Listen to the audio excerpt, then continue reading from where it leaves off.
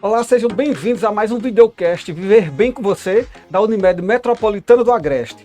No episódio de hoje, nós vamos tratar um tema bastante comum, que você já deve ter ouvido falar, que é a fibromialgia. E para falar sobre esse assunto, nós temos como convidada aqui nos estúdios da Arapiraca Podcast, a doutora Maria Aparecida Madeiro. Doutora Maria Aparecida, seja bem-vinda. Muito obrigado pela sua presença aqui, para falar sobre esse tema, aqui para as pessoas que nos acompanham. Boa tarde, muito obrigada pelo convite. Doutora Maria Aparecida, do nosso tema, fibromialgia. O que vem a ser a fibromialgia?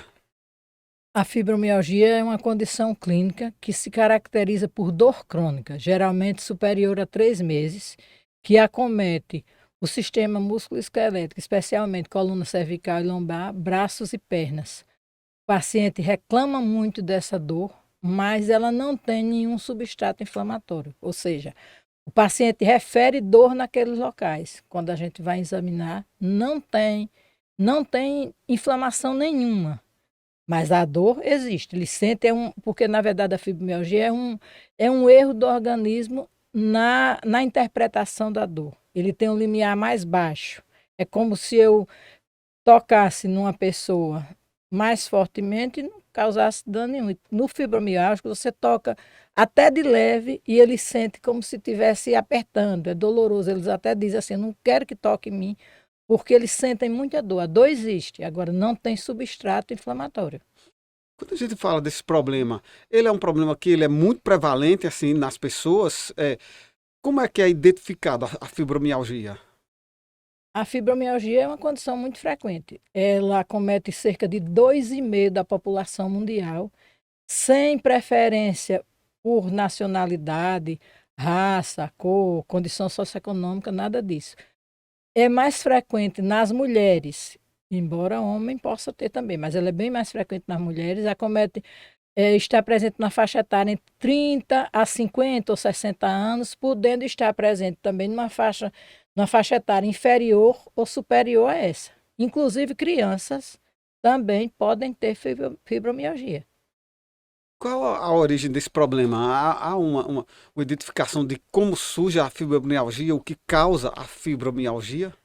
Não acredita-se que seja um erro, uma interpretação na dor.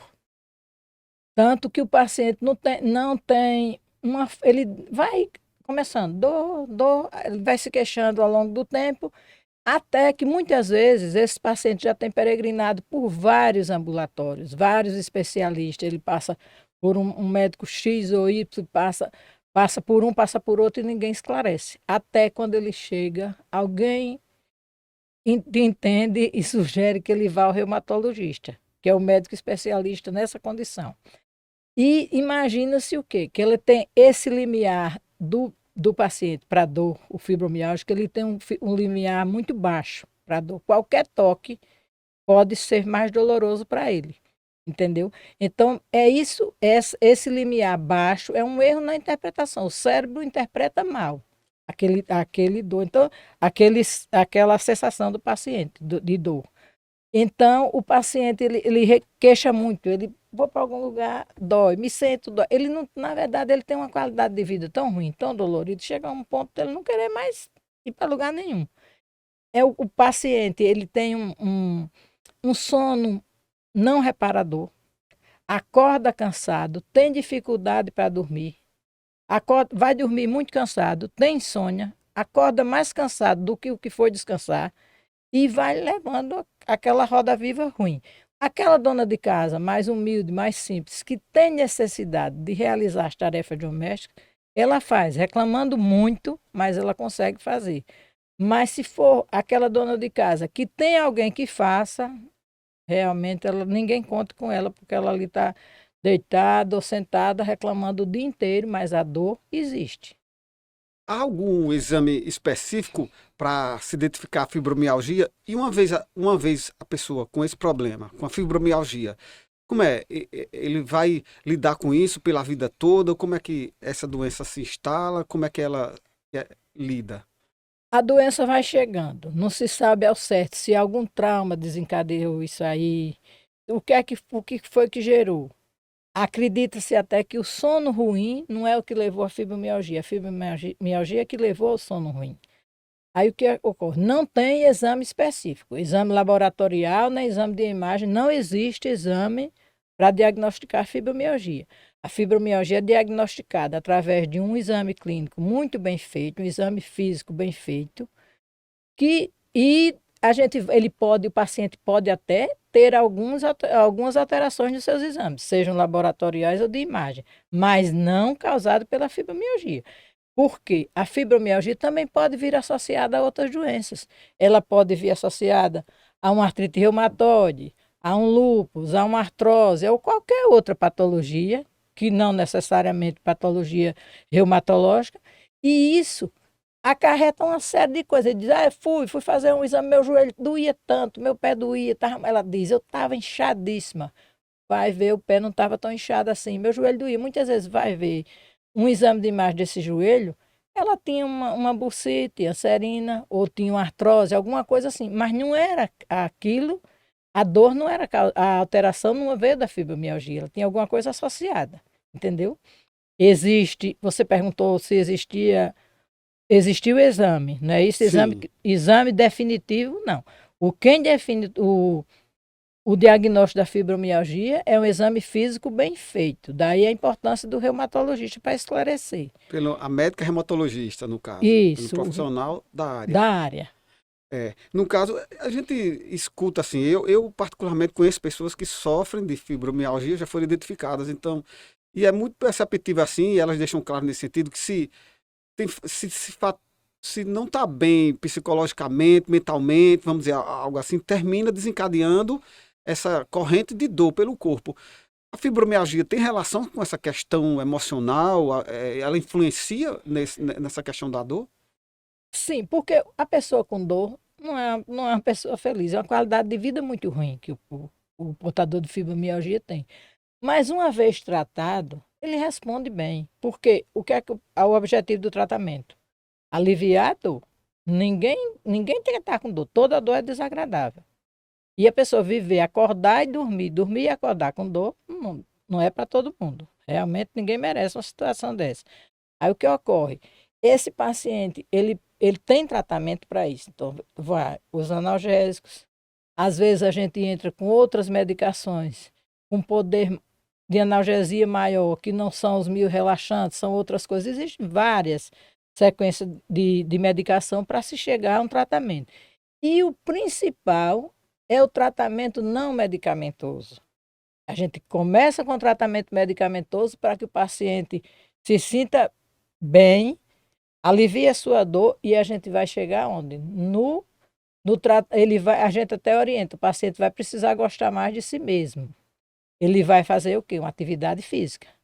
Atividade física melhora em muito. Esses pacientes geralmente melhoram. A atividade física vai de acordo com o que ele está, a condição clínica e física do paciente. É hidroginástica, pilates, natação, caminhadas, andar de bicicleta. Tem paciente que se identifica muito com cavalgada, não é bem a cavalgada, é andar a cavalo, mas assim, levemente, não é participar não é cavalgada, o esporte cavalgada, não, Sim, entendeu? sim. Mas assim, que ele pratique uma atividade física.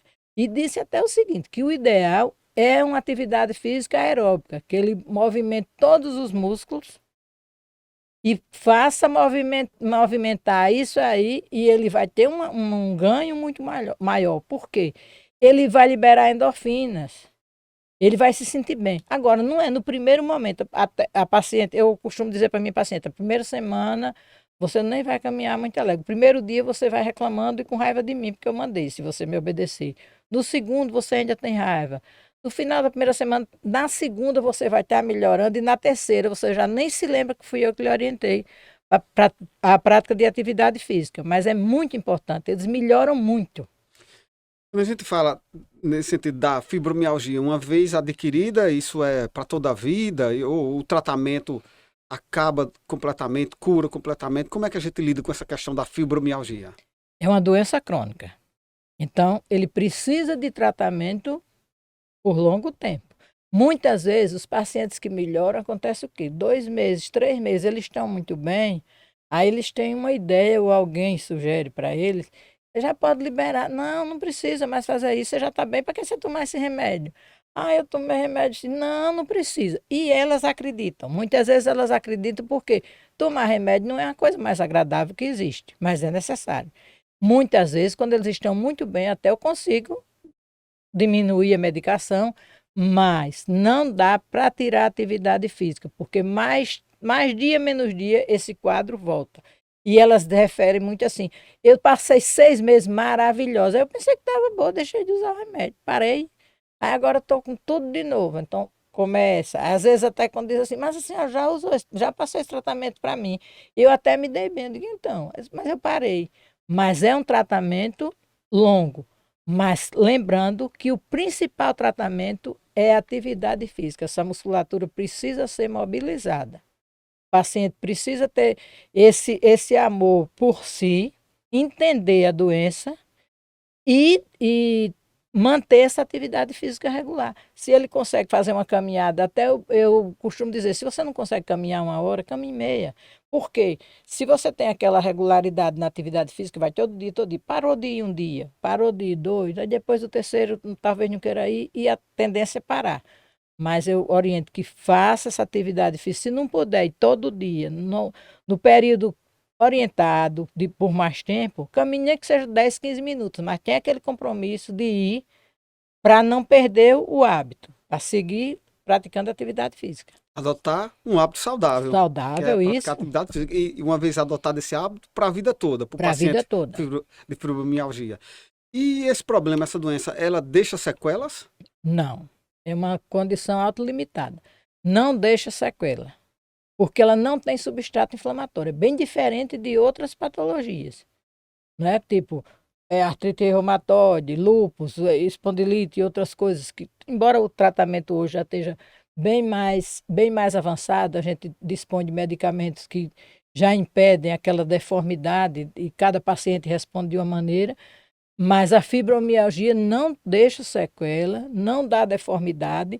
O doente da fibromialgia pode até morrer com fibromialgia, mas ele não morre de fibromialgia, ela não mata, não dá deformidade nenhuma, sequela alguma. Ele foi tratado, ele tem vida normal, Volta a ter qualidade de vida. muita qualidade de vida. Quando ele obedece ao tratamento, ele responde bem, tem qualidade de vida, O sim. importante é seguir esse tratamento que é indicado pelo Seguir o especialista. tratamento. E está no caminho certo.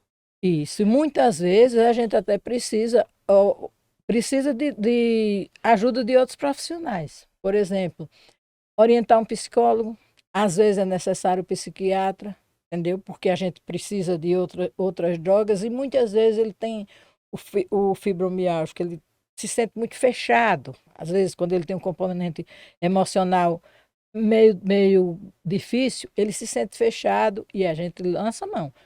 Ajuda de psicólogo ou ajuda de psiquiatra, que é uma coisa que muitas vezes eles não querem aceitar. Mas o paciente que aceita é muito bom para ele. É bom para ele e bom para a família dele. Porque muitas vezes é aquele paciente que ele vive reclamando que está com dor, ou então fica com a cara feia eternamente porque a família, alguém deu uma piadinha, ah, de novo, já está com dor, e eles ficam chateados com isso. Ele diz, eu não vou dizer que estou doendo, para quê? Onde é que dói? Nem sei onde dói, porque muitas vezes ele não consegue definir. Quando a gente fala nesse sentido que a doutora Maria Aparecida acabou de falar agora, né? É aquela história, dor ninguém vê, né? Só quem senta que está sentindo a dor, né? Sabe o que está Isso. sentindo, mas ninguém vê, né? E dor é uma Então, coisa chata, e as né? pessoas que convivem com o paciente de fibromialgia, como elas devem se portar nesse sentido para acabar com essa questão de se criar algum preconceito, alguma questão relacionada a isso, essa questão da dor? A família e as pessoas que convivem com esse portador de fibromialgia devem ter um respeito pela dor do outro. Aliás, a gente deve respeitar a dor do outro, né? Quando eu digo assim, ela não tem substrato inflamatório, a fibromialgia não tem, não é que eu digo que fibromialgia é uma bobagem, isso é uma tolice e não tem que reclamar. Não, pelo contrário. A gente tem que ajudar. O reumatologista ajuda buscando diagnosticar e tratar. O paciente ajuda buscando obedecer. E o familiar ajuda como? Respeitando essa dor. Respeita a dor, tratar bem. Lembrar que quando diz assim, às vezes uma dona de casa que ela tem criança, e o menino chega, quando ela chega em algum lugar, a criança tem o hábito de correr para o pai ou para a mãe, naquele ímpeto todo do abraço, e ela diz assim, faz uma careta que a criança já interpreta até que ela não queria o abraço. Não é? A forma como chega. E também os maridos, os pais, as mães, os irmãos, quem quer que seja, tem que respeitar isso aí. Lembrar, não é supervalorizar, dizer, não, ninguém chega perto dela que ela tem fibromialgia. Não, a doença não é transmissível, nada disso. Agora, precisa ser respeitado e evitar essa chacota, tipo, fulano só vive com dor. Não, nem adianta chamar para festa tal, porque ela vem reclamar de dor, não. Ajude, estimule para que vá para a academia. Muitas vezes eu oriento, ó, vai para a hidroginástica. Não gosto de ir, porque também é 6 horas da manhã. Não gosto de ir 6 horas da manhã, não quer ir meio-dia, não quer outra hora à noite também não vai. Oriente, chame o marido para ir. Tem marido que é extremamente colaborativo. Ele nem gostaria muito de estar naquele esquema. Ele já tem uma caminhada, faz outra atividade física. Mas eu oriento, vá, porque é uma ajuda, é um estímulo. Não é só ir levar, é uma ajuda boa. Mas participar daquela atividade, eu acho que é uma ajuda melhor. Então, os filhos, os irmãos, os parentes, marido, mulher, quem for, tenha cuidado, tenha um zelo maior nesse trato com o paciente. Que é muito importante isso, porque ele já está dolorido, já está desanimado, porque muitas vezes ele vem há 5 anos ou mais. A dor crônica, a partir dos 3 meses, ele já vem com 3 anos, com 4, com 5, seja quanto for, e não encontrou quem resolvesse aquilo, porque ele procurou um médico, vai a um posto de saúde, por exemplo, ele sai com a prescrição de um anti-inflamatório. Não responde anti-inflamatório, porque ela não tem inflamação nenhuma. Eu tomei isso, tomei uma caixa, tomei 2 e não resolveu. Então é muito importante essa participação da família no sentido de ajudar esse paciente, estimular para que ele se sinta valorizado. E não assim, não é hipervalorizar a doença, nem também ironizar porque a pessoa está com dor. É estimular para que ele saia daquela situação de dor, porque a qualidade de vida deles é muito ruim. E por isso eles têm que ser, assim, abraçar o tratamento e ter boa vontade em ser tratado. E para o paciente de fibromialgia, qual a sua mensagem dentro desse contexto todo que a doutora Maria Aparecida diz? Siga o tratamento, procure um reumatologista, procure se amar. Não adianta reclamar, está me doendo, Quando tiver dor, avise que está com dor e procure socorro. Procure o reumatologista e seguir o tratamento. Tem várias linhas de tratamento. No início, a gente tem medicações mais leves, que o custo não é nem elevado. A gente vai seguindo algumas coisas. Depois, com a melhora, agora, o principal é isso. Gostando ou não da atividade física, é necessária. E a gente tem uma gama para escolher. Tem gente que faz musculação, ter cuidado também com os absurdos de academia, também não é para chegar pegando aquele peso exagerado, nada disso, não. Mas que tenha uma atividade regular. Ele trabalha essa musculatura. Eu falei anteriormente, o exercício aeróbico é o exercício melhor que tem, porque ele mexe com todos os músculos. Na primeira semana ele não sente muita coisa não, porque ele já está com má vontade de ir, está com preguiça, já vinha com tanta dor, não acredita mais em nada. Porque chega uma hora que o paciente chega dizendo, eu não acredito mais em ninguém, porque eu já passei por tanto médico. Mas é muito importante, ele chega quando ele inicia o tratamento medicamentoso e logo a seguir ele começa com a atividade física, a melhora é muito grande. Então tem aqueles pacientes tem uns que são muito corretos, eles seguem e eu tenho um paciente que começou em tratamento, pronto, começou com natação e com hidroginástica e já está sem medicação nenhuma. Mas tem aqueles outros que eles fazem um período, aí já estou boa, já estou curada, pronto. Até eu brinco, digo, se tiver indo para atividade física, não falhe nem um dia. Porque se falhou, a tendência é falhar o segundo, no terceiro está pensando se vai, e do quarto em diante aí para. Mas manter esse tratamento é muito importante. Ok. Doutora Maria Aparecida Madeiro também é presidente da Sociedade Alagoana de Reumatologia, faz parte da Sociedade Brasileira de Reumatologia. Que vem a ser essa Sociedade Brasileira e Alagoana de Reumatologia? A Sociedade Alagoana de Reumatologia é um braço da Sociedade Brasileira de Reumatologia.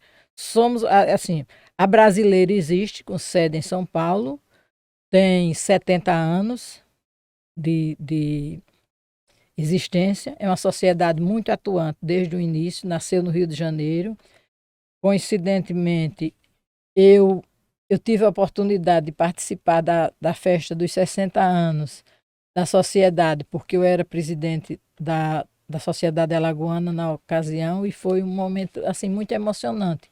O meu chefe de residência só não é fundador da Sociedade de Reumatologia, ele não foi fundador, porque ele estava terminando a faculdade nesse ano. Ele participou da fundação, mas não como membro, mas nunca, a partir do primeiro congresso, ele já estava presente e foi uma pessoa atuante até enquanto ele pôde, porque ele ficou lúcido até 90 e poucos anos e lúcido até o final. Ele faleceu agora em 30 de novembro e uma pessoa muito importante, muitíssimo importante na reumatologia brasileira, só na reumatologia mundial. E o professor Ailton Seda, ele se manteve lúcido e foi acometido por uma placa de ateroma. Era um homem magro, de hábitos saudáveis, e teve um problema de saúde, foi para uma cirurgia e houve uma obstrução, e ele perdeu a fala. Ficou com lucidez, mas cerca de uns